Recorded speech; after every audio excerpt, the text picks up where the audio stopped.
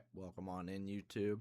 My name is Dr. Unorthodox, and this is the critique of the Gears of War E-Day multiplayer beta that we played across the past 2 weekends.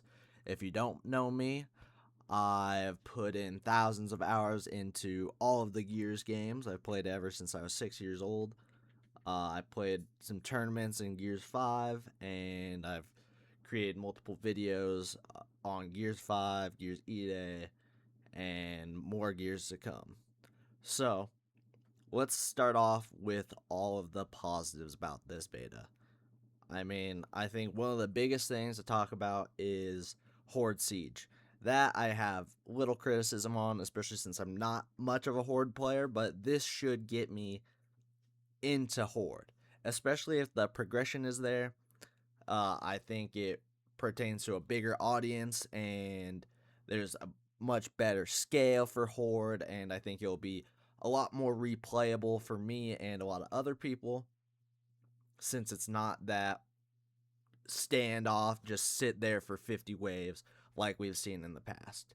Now, I think I will definitely play it. If there's some good rewards there, I will play it. I might just play it with the homies, and I think a whole lot more people are going to get into the game. There's going to be a whole lot of new players that will only play that, and I think that is huge for Gears of War. I think the more people we can get into Gears of War, the better, and Horde Siege is a great way of doing that. Big part about these weekends was getting more people and more eyes onto Gears. And I think they accomplished this really well with how they did the movement and the new control scheme, bringing back the harder and grittier art style and everything. I think that was just fantastic. The modern control scheme really helps a lot of people, even I. It made it just so that the game felt smoother and everything was on a different button, including sliding. Haven't been misrolling for 20 years and finally stopping, it's fantastic. So, I really enjoyed that. I think the game just benefits casuals, and with the movement, I think there was a few things with the movement that we could talk about later, but I think there's a lot more eyes on Gears, and people who have never played Gears got to experience it, got to play ranked. That's awesome, man. I think there are some people that have played Gears and critiqued it because they think it's a Gears game. It's just an evolved Gears game. Gears with a new set of wheels on it. It's pretty sweet. And I think, I just love playing the 3D chess against people with the new movement. Hopping up on people, hopping up on covers. Something that I just didn't even think about for the first few hours of the game. I kept playing this 2D, kind of wanted to up A or back A somebody, until I just seen them hop up on the cover and chunk me. That's awesome, and then I just did it to everyone next. I loved it. I loved it. That was awesome. The mantling, I think that was sweet. I think the Coalition did a great job with adapting the movement and evolving Gears of War. Adding that 3D element and not so crazy as to go as far as judgment in terms of movement and verticality. I think they found a great middle ground that they can only adapt and evolve in. And especially with the maps and modes, you see an outpost having these small pieces of cover that you could slide through, and a bunch more stuff that you could hop on. I thought that was very interesting, and so far they did that quite well. And now, continuing on maps, I wanted to go over both Outpost and Market. I think those are two fantastic Gears maps. I preferred Outpost, but I think most people were in love with Market, and I don't blame them. I think those two maps are very well done. The new movement plays very well into them. 4v4 feels great on them. It doesn't feel too crowded. It doesn't feel too slow. I think that's just a fantastic piece of game design, and I can't wait to see how quality the other 4 maps are going to be at launch. I am a little skeptical of it being just 6 maps at launch. Hopefully they push out some more maps and some more game modes within, I want to say, the first month, because we have seen multiple games come out with a lack of content at launch and it ends up falling flat, and you really want to come out swinging, especially to new fans. You want to keep them engaged. And I mean, I personally can play the same few maps on Gears over and over and over again. But I know most people are not the same way. They want fresh. And I want fresh too, but I also want to play quality maps. So if all 6 of these maps are quality, hopefully it will keep us going, but I am a little skeptical.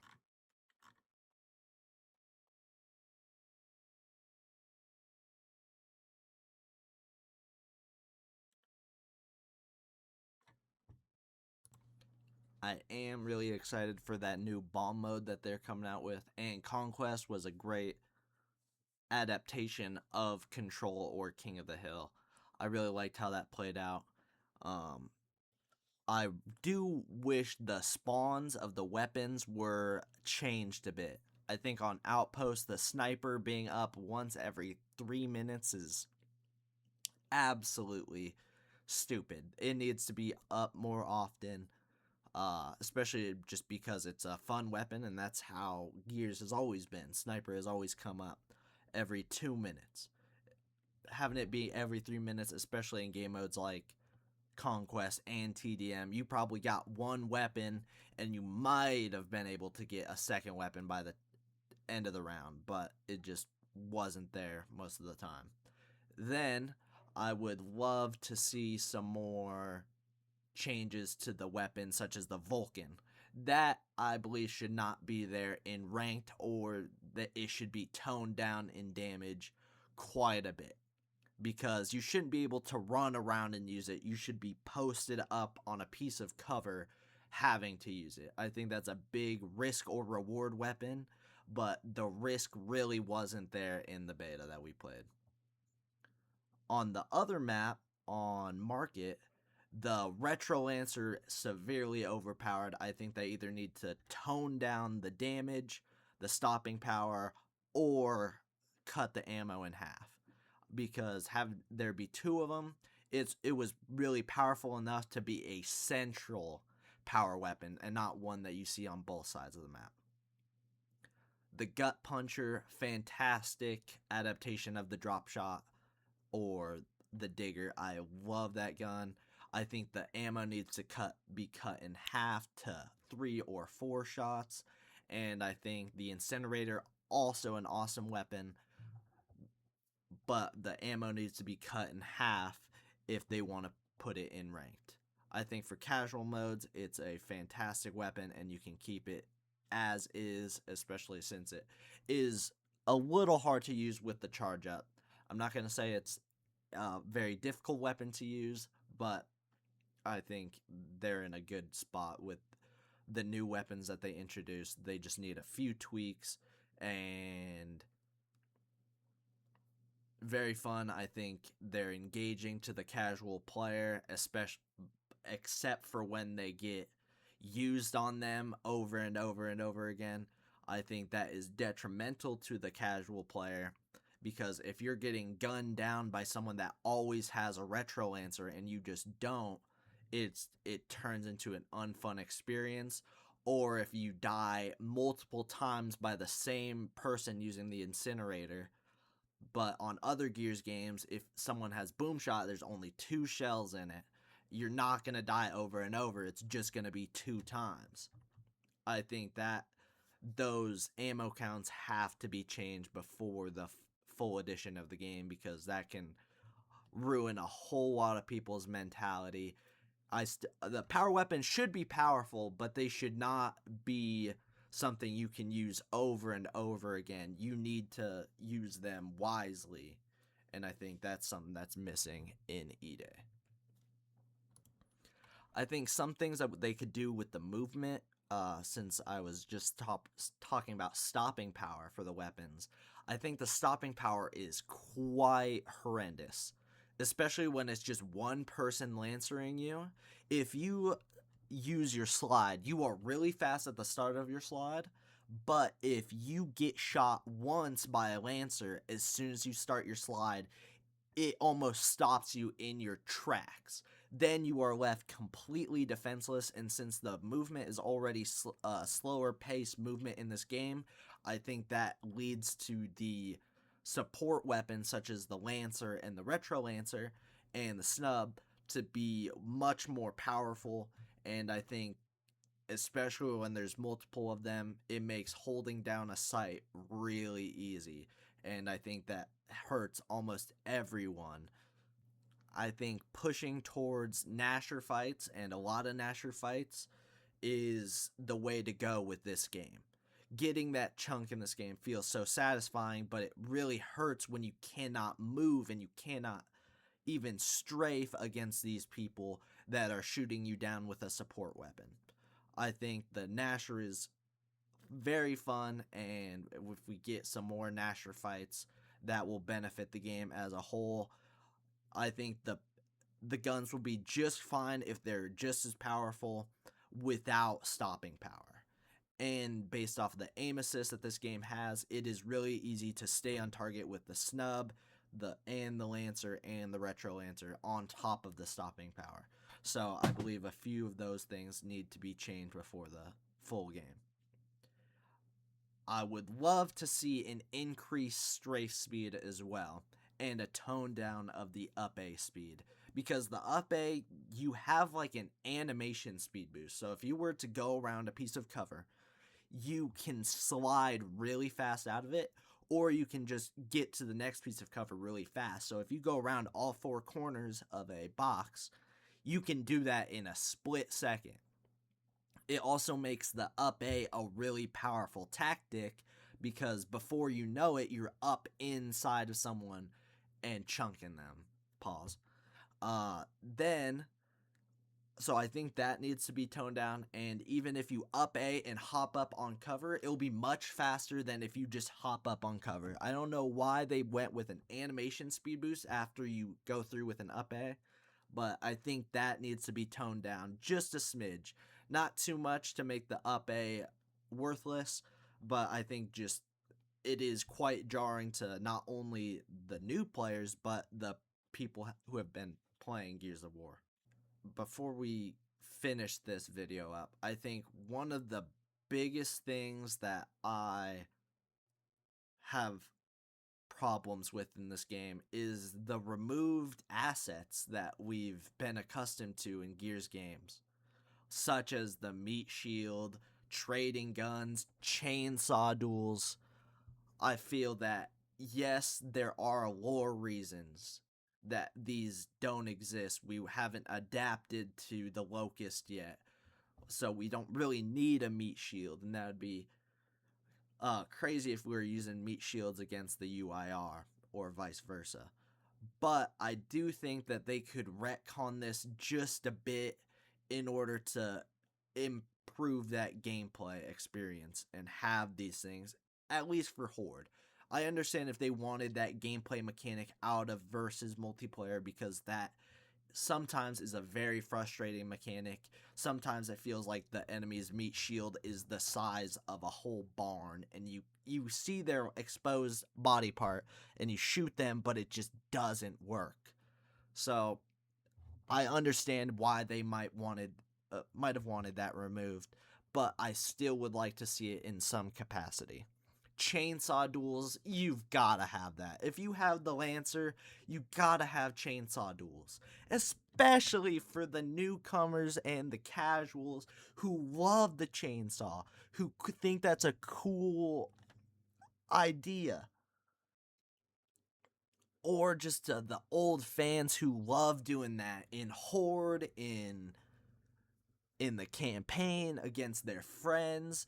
We have competitions of who can tap the B button the fastest, but that now it's just a whoever touched it first, whoever had their chainsaw rev first. If this is something that they add later on, I will be happy with. I just think it needed to be here. I think that's just something that's core to Gears, and it makes Gears this visceral, awesome game that you want to play. Like, there's not many other games or shooters that have something like that. So it just makes it more unique and fun. So I want those back. And some other things that I wanted to mention were the cover kicks, like you jumping over the cover and kicking someone and stabbing them. That was awesome.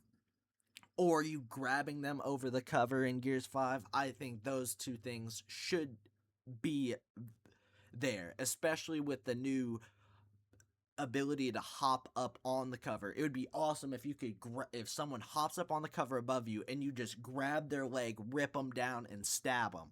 I think that would have been awesome.